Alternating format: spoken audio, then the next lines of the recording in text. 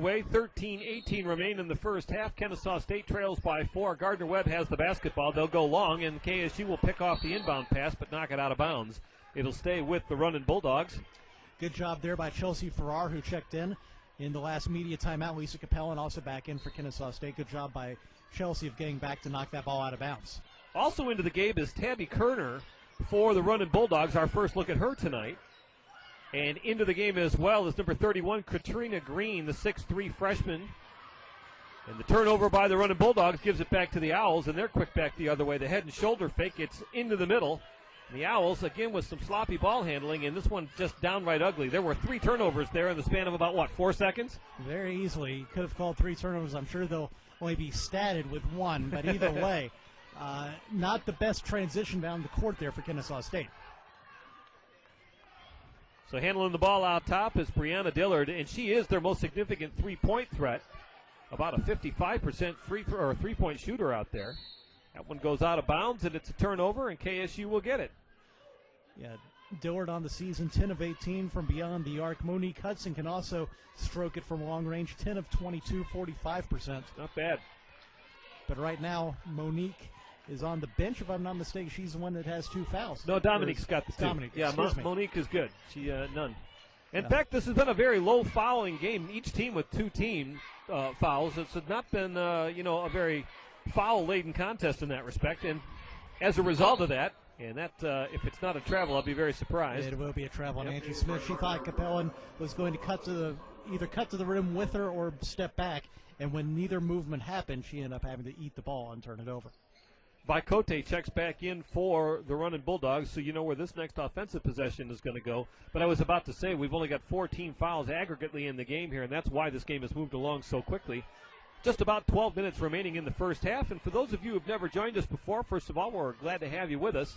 And the second thing is, during the halftime here, we will step away from the microphones, and we ask that you come back and join us, start of action.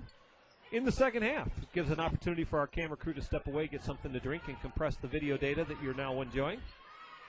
And there's another offensive rebound there for Vaitkute, who just simply reached over the top of all the Owls and grabbed it.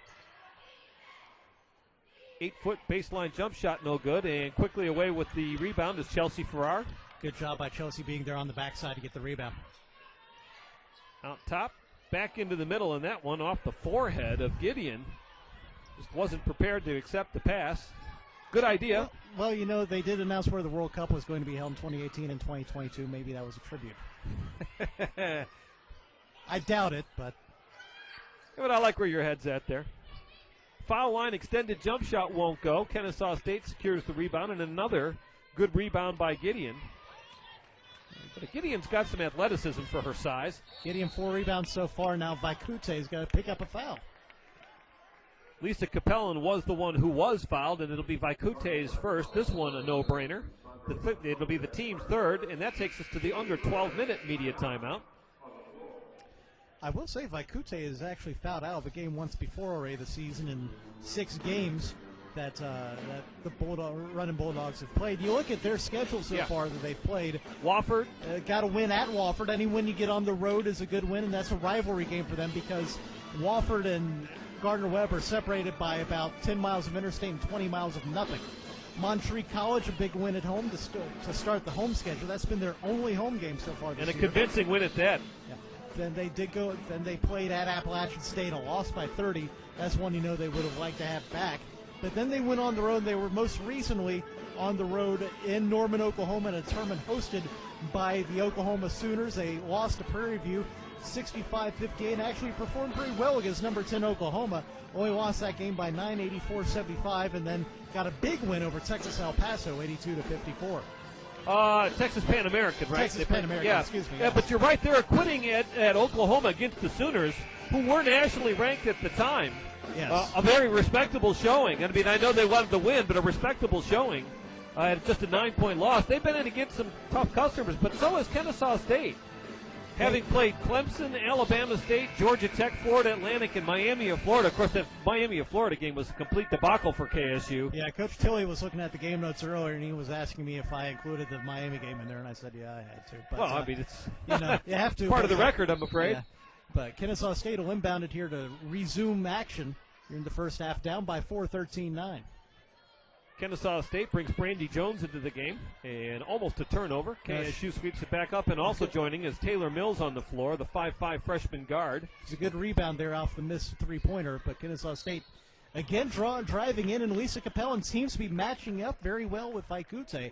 That's the second foul she's drawn on Vaitkute in about the last 25 seconds of game action. Her second, it's the team fourth, and if that's the strategy out of the timeout, you got to like it. Take it right into Vaitkute, see if you can get her into foul trouble and get her out of this contest.